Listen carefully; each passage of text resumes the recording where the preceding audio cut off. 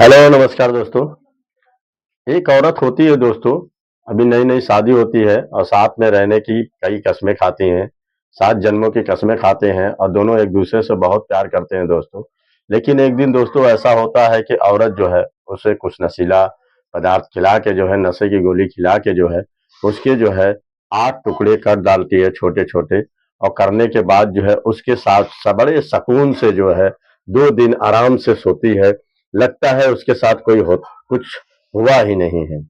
तो ये दोस्तों ऐसा क्या होता है कि ये इतना अपने ही पति का दुश्मन बन जाती है और उनको उसको काट के जो है 8 टुकड़े कर डालती है। तो आइए दोस्तों, ये कहानी आप लोग को जो है कलेजा काँप जाएगा ऐसी कहानी सुन के कि ऐसी-ऐसी औरतें हैं जो अपने स्वार्थ के लिए किसी की जो है इतनी मरमरमी से हत्या कर देती है, जो सोचती है कि कोई पकड़ में नहीं आएगा, किसी कोई पकड़ा नहीं जाएगा। तो ऐसा दोस्तों होता नहीं है, जो कि कहानी में आप लोग को बहुत लास्ट तक सुनिएगा, आपको इससे बहुत बड़ी सबक भी मिलने वाली है। आप ध्यानपूर्वक सुनिए, ये कहानी आप लोग कहाँ से देख रहे हैं और नए हो तो लाइक सब्सक्राइब जरूर कर दीजिएगा और कहानी अच्छी रही तो लाइक शेयर जरूर कर दीजिएगा। और ये कहानी दोस्तों बहुत बड़ी सीख मिलेगी, आप ध्यानपूर्वक सुनिएगा। ये कहानी दोस्तों है बहादुरगढ़ की, हरियाणा के एक बहादुरगढ़ की कहानी होती है दोस्तों। वहां पे नई नई नई नई शादी होती है और उसका नाम जो लड़की होता है उसका नाम आस्था होता है। उसकी उम्र जो है 24 साल होती है और उसके पति का नाम जो है धर्मेंद्र होता है, उसकी उम्र जो है 30 साल होती है। तो ये दोस्तों प्यार में ही दोनों एक दूसरे से बहुत प्यार करते हैं, प्यार में ही एक दूसरे से शादी कर लेते हैं। और शादी करने के बाद जो है इनका बहुत ही अच्छा सा परिवार चल रहा होता है, ठीक ठाक रहते हैं दोनों और बहुत ही बढ़िया से सुकून से जिंदगी जी रहे होते हैं। लेकिन ये जो धर्मेंद्र होते हैं, ये एक जलबोट का काम करते हैं, वहीं का ड्यूटी करते हैं और ड्यूटी करने के बाद जो है ज्यादातर अपनी ड्यूटी पे ही ध्यान देते हैं, अपनी बीवी की ओर ध्यान नहीं देते हैं। और आए दिन ये जो है अपनी बीवी को छोड़ के जो है अकेले ये चले जाते हैं, जलबोट का जो एक काम होता है वहीं पे करने चले जाते हैं। और ये अकेले अक्सर करके रहा करती थी और अकेले रह के इसका टाइम कटता नहीं था और उसकी धर्मेंद्र की बहुत याद आती थी। धर्मेंद्र के बारे में सोचा करती थी, किसी तरह मोबाइल में गाना सुन के और इधर-उधर जो है पिक्चर देख के किसी तरह टाइम काटती थी। लेकिन रात उसे काटने को दौड़ता था, क्योंकि दिन में वो नींद पूरी कर लेती थी तो रात में उसे नींद ही नहीं लगती थी, दुनिया भर की बातें सोचा करती थी। तो उसको समझ में नहीं आता था कि ये रात कैसे कटेगी। और वो उस धर्मेंद्र से कई बार कहती भी है कि देखो तुम जब चले जाते हो तो मुझे जो है तुम्हारी बहुत याद आती है और तुमसे मिलने का मन करता है, तुम्हारे बगैर रहने का मन नहीं करता है, घर काटने को दौड़ता है। तो धर्मेंद्र कहता है कि देखो मेरी की ड्यूटी ऐसी है, मेरी मजबूरियां को भी समझो। आखिर मैं काम नहीं करूंगा, पैसे नहीं कमाऊंगा तो कैसे खर्चा चलेगा, किस तरीके से हम लोग आगे गृहस्थी चलेगी। तो हमें जाना बहुत जरूरी है। वैसे भी अभी नई नई हमने ड्यूटी ज्वाइन की है तो अभी जल्दी हम छुट्टी नहीं ले सकते हैं इसमें। तो आए दिन वो अपनी पत्नी को छोड़ के चला जाया करता था और जाने के बाद जो है हमेशा जो है अपनी बात बीवी से किया करता था। लेकिन यही कहता था कि ठीक है, आगे मैं टाइम निकालूंगा तो जरूर रुकूंगा, कई दिन की छुट्टी ले लूंगा। तो इसी तरीके से उसकी बीवी परेशान रहती थी और सोचा करती थी कि कैसे क्या करूं, किस तरह करूं। फिर उसके बहुत से शादी के बड़े अरमान रहते थे कि मैं भी अपने पति के साथ समय बिताऊंगी, उसके साथ जो है शारीरिक संबंध बनाऊंगी और दुनिया भर की वो सपने सजाए रहती है।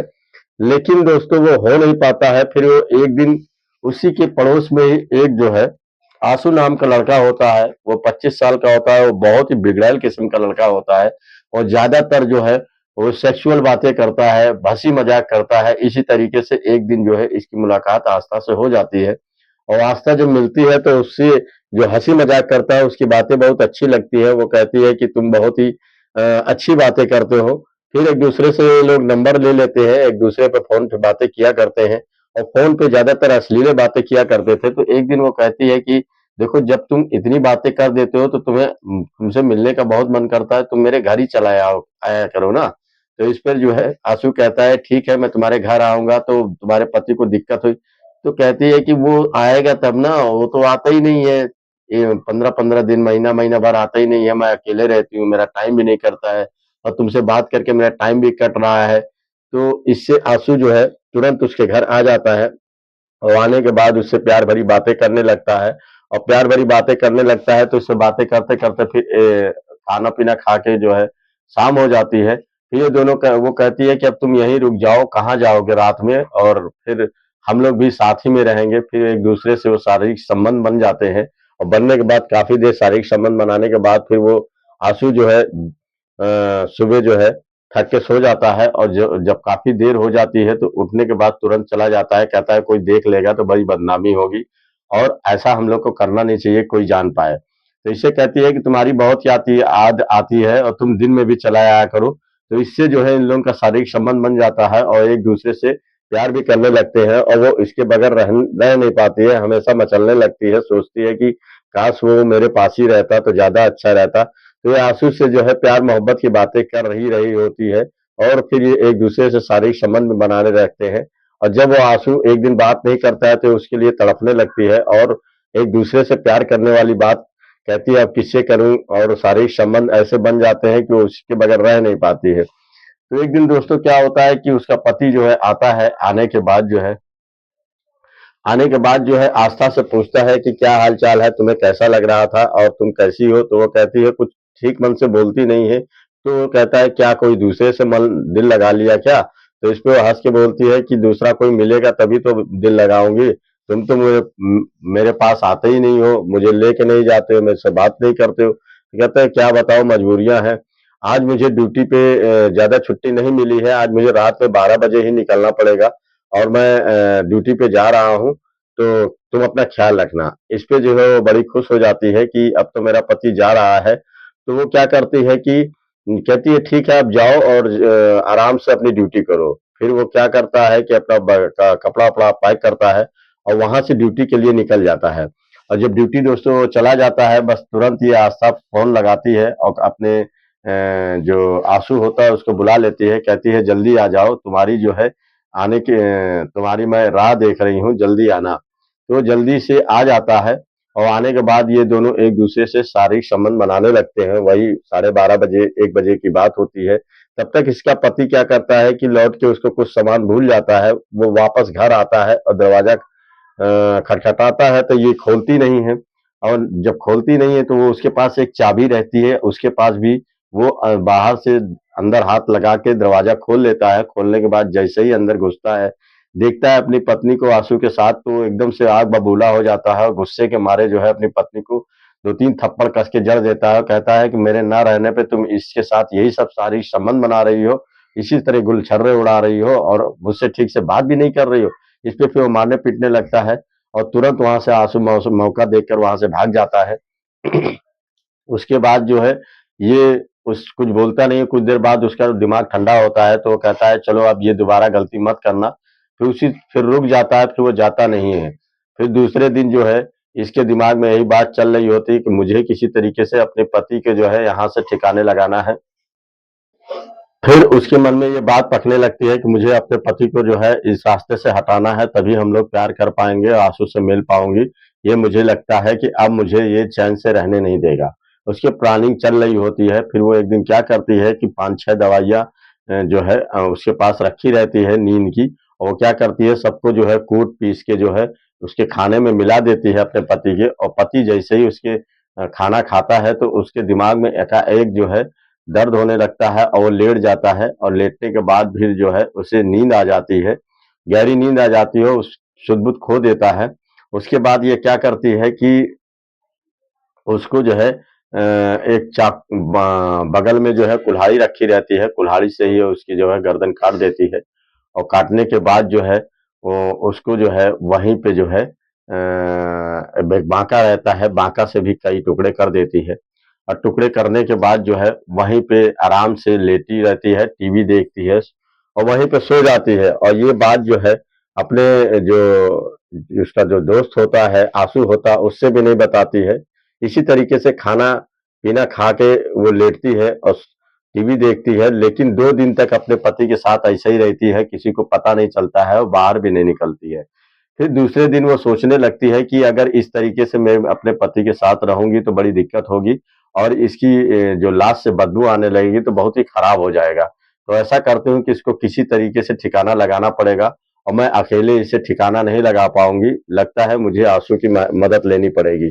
तो आंसू को फोन करती है दूसरे दिन, और कहती है कि ऐसा है कि मैंने अपने पति का काम तमाम कर दिया है, तुम जल्दी से आ जाओ, इसे लाश को ठिकाने लगाना है।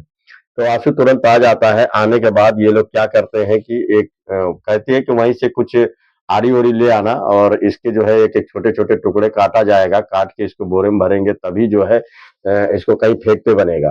तो आंसू जो है एक आरी ले आता है और आरी ब्लेड ले आता है और लाने के बाद जो है ये क्या करता है कि दोनों मिल के जो है उसके छोटे-छोटे टुकड़े करने लगते हैं, उसके 8 टुकड़े कर देते हैं और उसका सर जो है कटा हुआ जो होता है उसी धरती में ही गाड़ देते हैं। गाड़ने के बाद अब ये लोग सोच रहे होते थे किसी तरीके से शाम हो, रात हो तो इसको ठिकाने लगाया जाए। लेकिन तब तक दोस्तों बाहर से खट-खट की आवाज़ आती है तो ये सोचने लगती है कि आखिर आवाज़ किसकी आ रही है? तो बाद में ये जब जाती है दरवाज़े के पास जैसे ही खोलती है तो पता चलता है कि इसके जो है इसका छोटा भाई और इसकी बहन आए हुए होते हैं तो वो धर्मेंद्र के बारे में पूछ रहे होते हैं कि धर्मेंद्र को तुमने धर्मेंद्र कहाँ है? तो ये कुछ बोलती नहीं है, कहती है कि धर्मेंद्र कमाने गए हैं, तुम लोग यहाँ क्या करने आए हो? जाओ तुम लोग घर जाओ अपने। तो इस बात पे जो उन लोगों को शंका होती है धर्मेंद्र से पूछ वो कहते हैं कि धर्मेंद्र का मोबाइल नंबर आप दे दीजिए, मैं उससे बात करना चाहता हूँ। इस पे वो सकपका जाती है और कुछ बोलती नहीं है।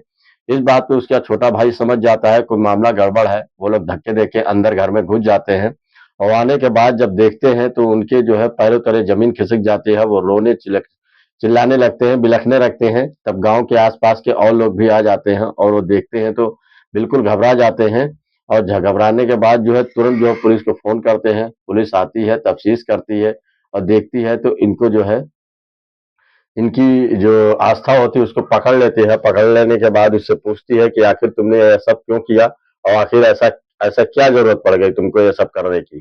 तब वो कहती है कि मैं मेरे पास ये जो पति है मेरा कभी टाइम नहीं देता था और मेरे बहुत ही अरमान थे।